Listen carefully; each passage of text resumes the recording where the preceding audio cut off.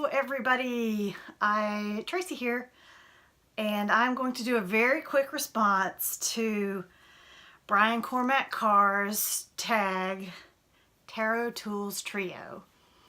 I've been watching everybody's videos and they've been very interesting.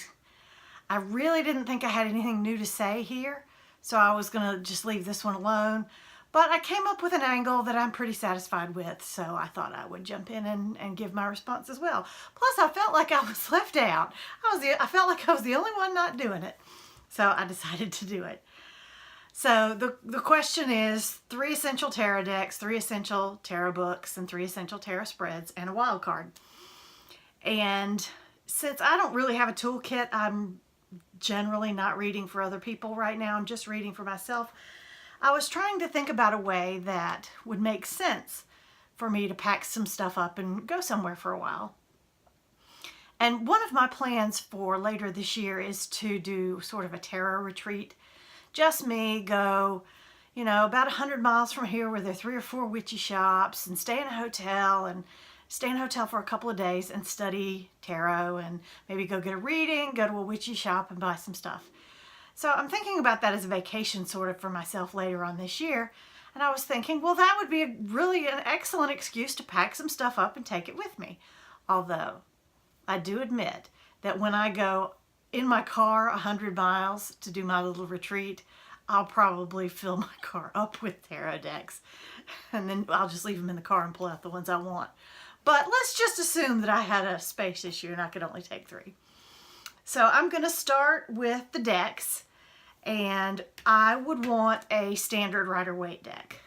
And I was looking through all of the different standard Rider-Waite decks that I have, and I decided that I would take this one, the Aquarius Tarot, since I did just get it. It's new to me, so it would be a little bit exciting.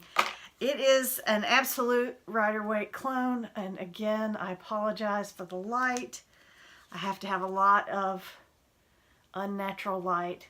But you can see it's really got a very funky 70s vibe, particularly with the wording on the cards. But it is a standard Rider-Waite, and it has all the same symbolism. I could absolutely use this as my standard Rider-Waite deck.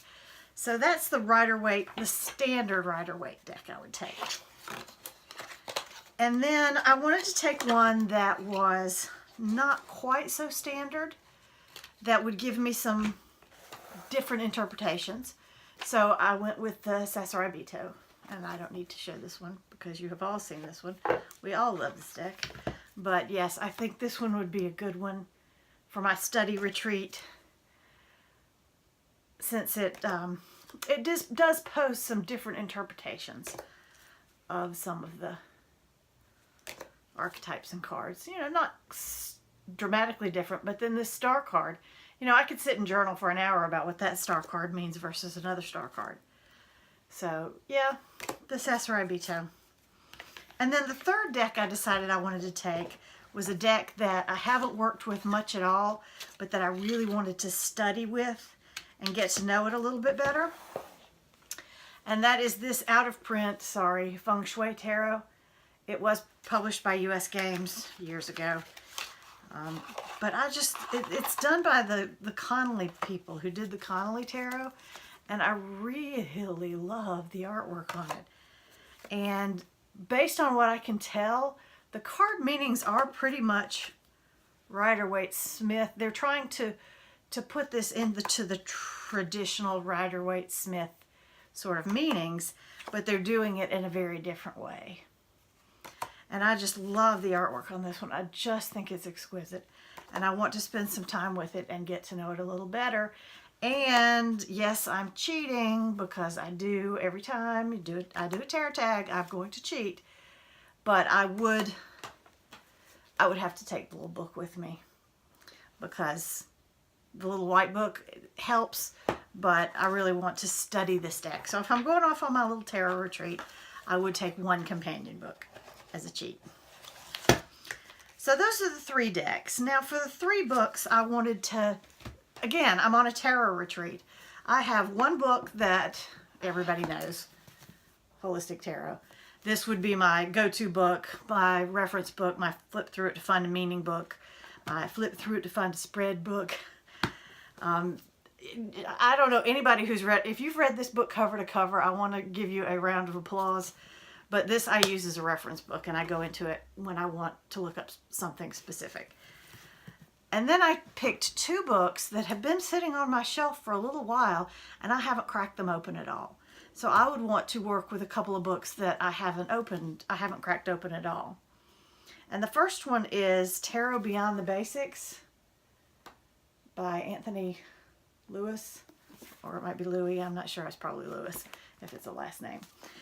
One of the very first tarot books I read with tarot card meanings in it was his first book, Tarot Plain and Simple.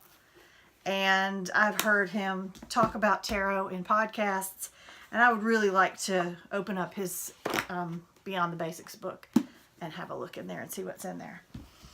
And the other one I would take with me that shamefully has been sitting on my shelf forever is 21 Ways to Read a Tarot Card.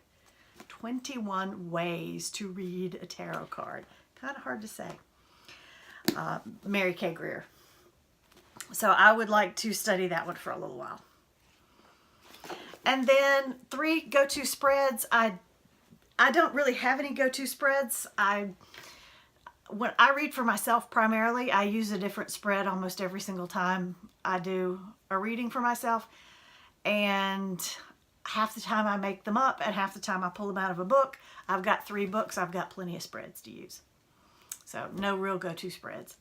And then my wild card, I thought about this a lot because I'd really want to take a couple of crystals with me, or I'd really want to take an oracle deck with me. But if I have to stick to the rules as much as possible,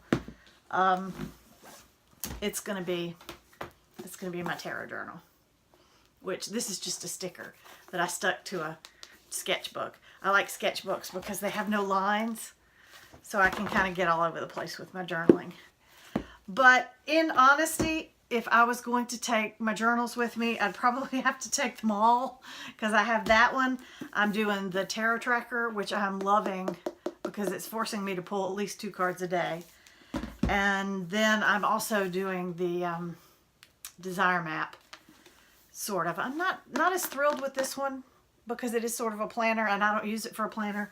So I could probably leave this one at home, but I would have to have my regular journal and my tarot tracker. So there you go. There's my response to the Tarot Tools Trio tag from Brian Cormack Carr. And thank you for watching, and everybody have a great day.